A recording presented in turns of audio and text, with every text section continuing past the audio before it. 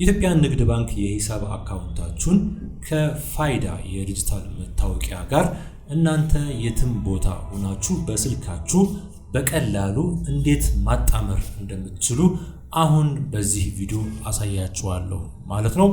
እንግዲህ ፋይዳን መሰረት ያደረገ አገልግሎት የሚሰጠው ንግድ ባንክ በተለይ ማለት ነው ከጥር 1 ጀምሮ ነው ማለት ነው። በስማርት ስልካችሁ በቀላሉ እንዴት ማጣመር እንደምትችሉ አሁን አሳያችኋለሁ።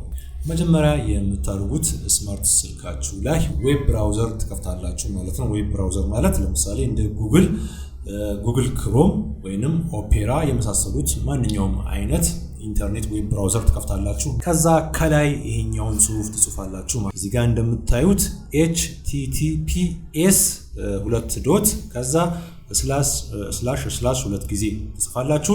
ከዛ በኋላ CBE ፋይዳ ትጽፋላችሁ ማለት ነው። እዚህ ጋር እንደምታዩት ከዛ ከዛ CBE.com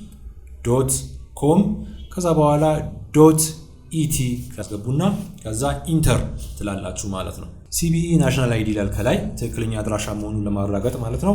ከዛ ኢንተር ይሉታል ማለት ነው።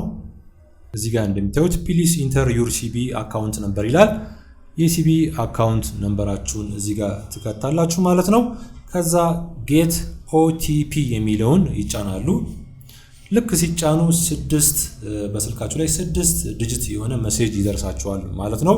እንግዲህ ሂሳብ የከፈታችሁበት ስልክ ቁጥር ላይ ነው የሚላከው ይህ 6 ዲጂት ማለት ነው። ከዛ ልክ እንደዚህ 6 ዲጂት ሜሴጅ ይደርሳችኋል ማለት ነው። ሂሳብ ሲከፍቱ ያስመዘገቡትን የስልክ ቁጥር በሚጠቀሙበት የተንቀሳቃሽ ስልክ የተላከሉትን የአንድ ጊዜ ሚስጥር ቁጥር ያስገባሉ ማለት ነው። ከዛ በኋላ ከታች የምታዩት ቬሪፋይ OTP የሚለውን መጫን ማለት ነው። ይጫኑታል ማለት ነው።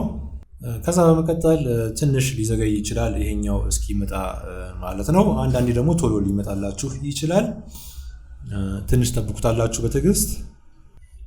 እንደምታዩት እዚህ ጋር select preferred mode of login የሚል ይመጣል።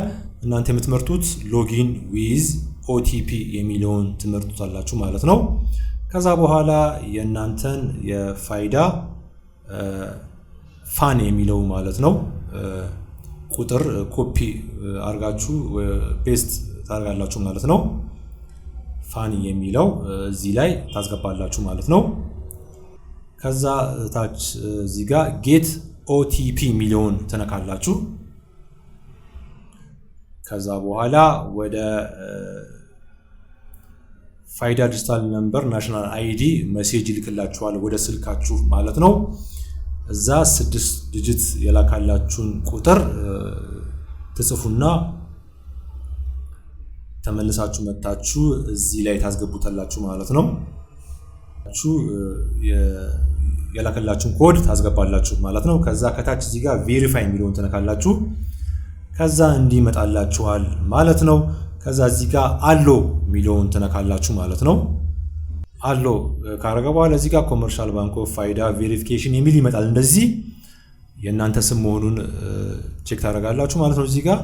ከዛ አክሰፕት ኤንድ አፕዴት የሚለውን ከታች የምታዩትን ትጫናላችሁ ማለት ነው። ከዛ አፕዴቲንግ ዩር ኢንፎርሜሽን ይላል። ትንሽ ሰከንድ ይቆያል አፕዴት እስኪያደርግ ማለት ነው። ጠብቁታላችሁ ማለት ነው። ከዛ በኋላ እዚህ ጋር አፕዴት ኮምፕሌት የሚል ይመጣል። ከዛ ጨርሳችኋል ማለት ነው። እና ሌላ ጥያቄ ካላችሁ በዚህ ዙሪያ ላይ ኮሜንት ላይ ጻፉልኝ፣ እመልስላችኋለሁ ማለት ነው።